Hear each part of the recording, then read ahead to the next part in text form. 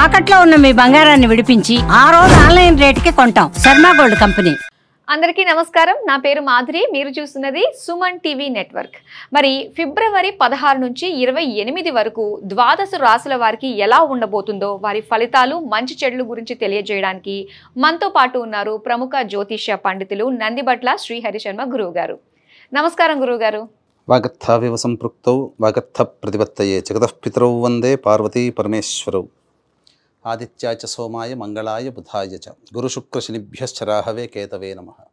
శృంగేరి జగద్గురు పీఠాధిపతులకి, కంచి పీఠాధిపతులకి నమస్కారములు తెలియజేసుకుంటూ కార్యక్రమాన్ని ప్రారంభిద్దాం. గురుగారు, ఇక మిథున రాశి వారికి ఫిబ్రవరి 16 నుంచి 28 వరకు ఎలా ఉండబోతుందో తెలియజేస్తారా? 16వ తారీఖు నుంచి 28వ తారీఖు వరకు మిథున రాశిలో జన్మించినటువంటి వారికి ఏ విధంగా ఉండబోతుందో తెలుసుకునే ముందు గ్రహ సంచారం తెలుసుకుందాం. 12వ ఇంట గురువు, రాశిలోని కుజుడు వక్రీకరించి ఉండడం, 4వ ఇంట కేతువు మరియు 9వ ఇంట రవి, శని, బుధ మరియు 10వ ఇంట శుక్రుడు, రాహు. వెరసి చూసుకున్నట్లయితే ఈ యొక్క మిథున రాశిలో జన్మించినటువంటి వారికి ఈ 16 నుంచి 28వ తారీఖు వరకు ఒక 4 రోజులు మాత్రమే అనుకూలంగా ఉన్నటువంటి సమయం. మిగతా ఉన్నటువంటి రోజులు అనుకూలంగా లేని కారణం చేత ఆత్మవిశ్వాసాన్ని ఏమాత్రం కూడా విడనాడకుండా ధైర్యంగా ముందడుగు వేయండి. పగలు తర్వాత రాత్రి, రాత్రి తర్వాత పగలు, మంచి చెడు, సుఖము దుఃఖము అన్నీ ఎప్పుడు ఉండని వెంటనే వస్తుంటాయి. కాబట్టి ఇప్పుడు ప్రధానంగా మిథున రాశిలో జన్మించినటువంటి వారు ఈ 16 నుంచి 28వ తారీఖు వరకు మాత్రము జాగ్రత్తలు పాటించండి. ప్రధానంగా చేయవలసినటువంటిది ఏంటంటే ఎటువంటి జీవితంలో పనికి వచ్చేటువంటి ఎటువంటి నిర్ణయాలు తీసుకోకపోవడమే చాలా మేలు. ఎందుకంటే గ్రహ సంచారం అనుకూలంగా లేని కారణం చేత నెగటివ్ అనేటువంటిది ఎక్కువగా ఉండడం, ఈ కారణం చేత తీసుకున్నటువంటి నిర్ణయాలు అమలు పరిచినా తదనంతరం వచ్చేటువంటి ఫలితాలు మీకు అనుకూలంగా ఉండకపోవచ్చు. కావున వాయిదా వేసుకోవడం మంచిది. కాలం కలిసి రానప్పుడు చేసేటువంటి దానికంటే ఏం చేయడానికి ఏమీ లేదు. కాబట్టి మొక్కవని ధైర్యంతో ముందడుగు వేసే ప్రయత్నం చేయండి. ఇక వచ్చేటువంటి సమస్యల నుంచి భయపడుతూ ఇబ్బంది పడడం కంటే కూడా ధైర్యంగా ముందడుగు వేసి దైవ అనుగ్రహాన్ని పొందే ప్రయత్నం కనుక చేసుకుంటే మిథున రాశిలో జన్మించినటువంటి వారికి సమస్యలు అనేటువంటివి బాధించకుండా మీకు చక్కగా కొనసాగుతాయని చెప్పవచ్చు.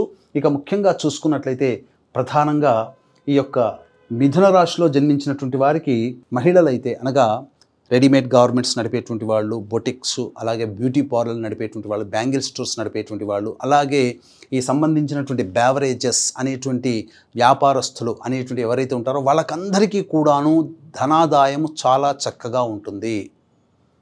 అందులో ఏమాత్రం సందేహం లేదు. ఇక ముఖ్యంగా చూసుకున్నట్లయితే ఎఫ్ఎంసీజీ వీటన్నిటి అనగా ఈ ఎఫ్ఎంసీజీ కానీ, పండ్ల వ్యాపారస్తులు, కర్రీ పాయింట్స్, తీర్థయాత్రలు మరియు పూజా స్టోర్స్ నడుపుకునేటువంటి వాళ్ళు, ఎడ్యుకేషనల్ బిజినెస్, అలాగే జ్యువెలరీ బిజినెస్లో ఉన్నటువంటి వాళ్ళు, ముఖ్యంగా హోటల్, రెస్టారెంట్ మరియు బోర్డింగ్ అండ్ లాడ్జింగ్ వ్యాపారంలో ఉన్నటువంటి వాళ్ళకి సాధారణంగా ఉంటుంది. ఇక ఈ చెప్పబడినటువంటి వ్యాపారాల కంటే మిగతా అన్ని వ్యాపారస్తులకి కూడా అనుకూలంగా లేదు. రియల్ ఎస్టేట్ వాళ్ళలో ఉన్నటువంటి వాళ్ళు మీరు కొత్త ప్రాజెక్టులు చేయకపోవడమే చాలా మేలనేటువంటి విషయాన్ని గమనించుకోవాలి.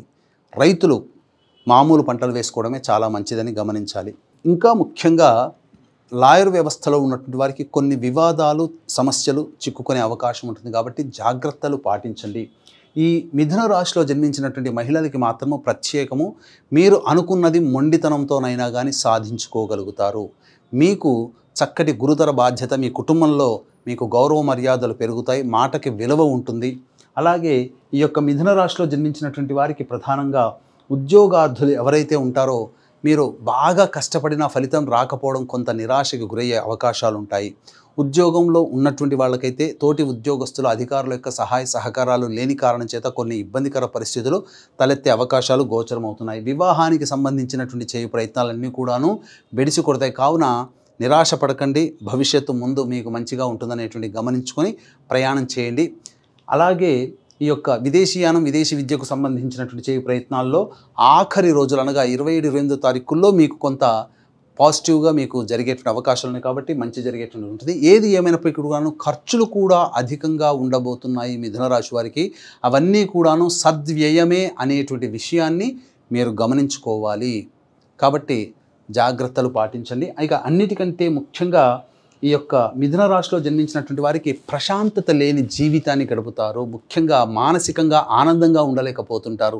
ఏదో ఒక వెలితి అనేటువంటిది మీ జీవితంలో ఉంటుంది. కాబట్టి నిరాశ నిస్పృహలతో ఉన్నప్పటికీ కూడాను ఆ యొక్క ప్రభావం మీ యొక్క మనస్సు మీదకి రాకుండా దేవతా అనుగ్రహాన్ని గనక పొంది ప్రతిరోజు నిత్య దేవతా ఆరాధన గనక ఉన్నట్లయితే మంచి జరుగుతుంది. ఏది ఏమైనా మనం వెళ్ళే ప్రయాణంలో ఇబ్బందులు ఉన్నాయని మనకు మొదలే తెలుసుకున్నప్పుడు దాని నుంచి ఎలా అధిగమించాలా, ఆ ఇబ్బందులు మనల్ని ఇబ్బంది పెట్టకుండా ఉండాలంటే ఏం చేయాలనే ఆలోచనతో ఉంటారనే మీకు ఈ విషయాలు సుస్పష్టముగా నిక్కచ్చిగా మీకు తెలియచేస్తున్నాను. కాబట్టి జాగ్రత్త పడండి.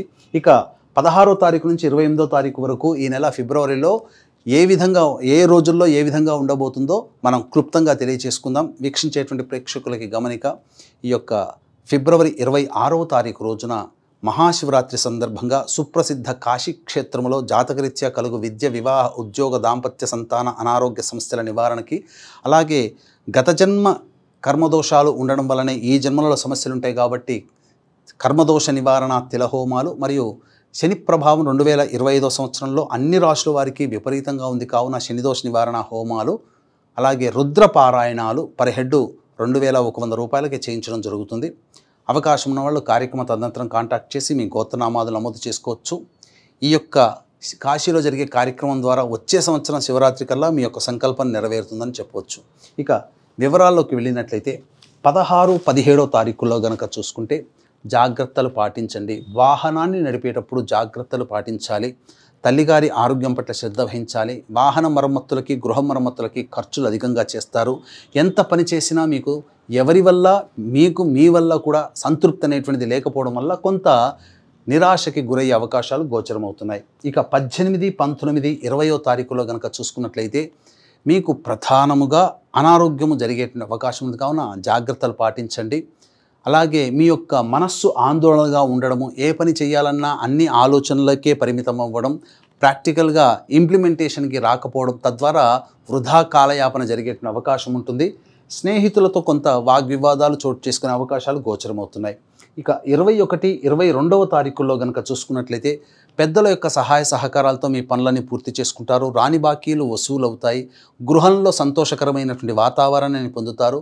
ముఖ్యంగా మీ యొక్క సమస్యలకి, ఖర్చులకి తగ్గట్టుగా ఆదాయం లభించడము, లేదా మీరు కోరుకున్నటువంటి విధంగా ఏదైనా లోన్ అనేటువంటిది మీకు సంప్రాప్తం అవ్వడం, అనగా ఖర్చులకి మీకు రాబడి అనేటువంటిది కూడా ఉండడం, ఈ కారణం చేత ఆనందంగా గడుపుతారు. ఇక 23, 24వ తారీఖులో కనుక చూసుకున్నట్లయితే మొక్కవోని ఆత్మవిశ్వాసం మీలో తొణికిసలాడుతుంది. ఇప్పటి వరకు నిరాశగా ఉన్నటువంటి వారికి ఈ 23, 24 తారీఖుల్లో మాత్రం ఆనందంగా ఉంటారు. భాగస్వాముల మధ్య ఉన్నటువంటి ప్రపంచాలు తొలగిపోయి వారి యొక్క సహాయ సహకారాలతో మీకున్నటువంటి సమస్యల్ని పరిష్కరించుకుంటారు.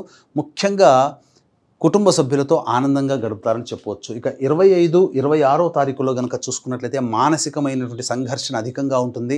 అలాగే పెద్దలు మీరు సహాయం అడిగినప్పుడు ఆ పెద్దలు నిరాకరించడం, తద్వారా ఇబ్బందికర పరిస్థితుల్లో ధనము కూడా ఖర్చు అధికంగా ఉంటుందని చెప్పవచ్చు.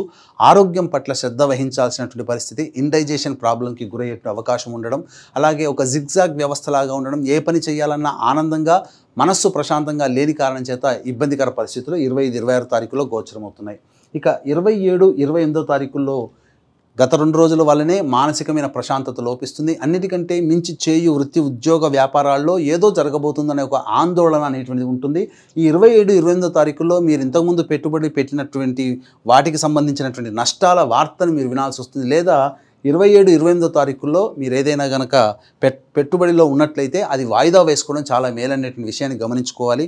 ఇక ముఖ్యంగా సంతానంతో విభేదాలు, సంతానం మూలకంగా ఖర్చులు, సమస్యలు పెరుగుతాయి కాబట్టి జాగ్రత్తలు పాటించండి. తర్వాత చెప్పొచ్చేది ఏమిటంటే ముఖ్యంగా ఈ సంబంధించినటువంటి మిథున రాశిలో జన్మించినటువంటి వారికి 21, 22, 23, 24 ఈ 4 రోజులలో ఉన్నటువంటి ఆనందము తప్ప మిగతా రోజులన్నీ కూడాను అనుకూలంగా లేని కారణం చేత ఇబ్బందికర పరిస్థితులు అనేటువంటివి ఉంటాయని చెప్పవచ్చు. గురుగారు, మరి మిథున రాశి వారు చేసుకోవాల్సిన పరిహారాలు ఏంటో తెలియజేస్తారా? ఇక మిథున రాశిలో జన్మించినటువంటి వారు ప్రధానంగా సుబ్రహ్మణ్య స్వామికి అవకాశము కుదిరినప్పుడల్లా కూడా అభిషేకము, అర్చన జరిపించుకోవడము, అలాగే అమ్మవారి దేవాలయాన్ని తరచూ సందర్శించుకోవడం, తద్వారా మీకు కొంత మనశ్శాంతి లభిస్తుందని చెప్పవచ్చు. అయితే ఇప్పుడు చెప్పినటువంటి సమస్యల కంటే ఇంకా విభిన్నంగా మీ యొక్క జీవితం ఉంది అని అంటే మీ యొక్క జన్మజాతకంలో నడుస్తున్నటువంటి గ్రహ దశాంతర దశల యొక్క ప్రభావాలు. కావున దగ్గరలోని మంచి ఉపాసనాపరులైనటువంటి జ్యోతిష్యులను సంప్రదించి వారి సలహాలు, సూచనలు కనుక పాటించినట్లయితే మరింత మెరుగైనటువంటి జీవితాన్ని పొందుతారని తెలియజేయవచ్చు.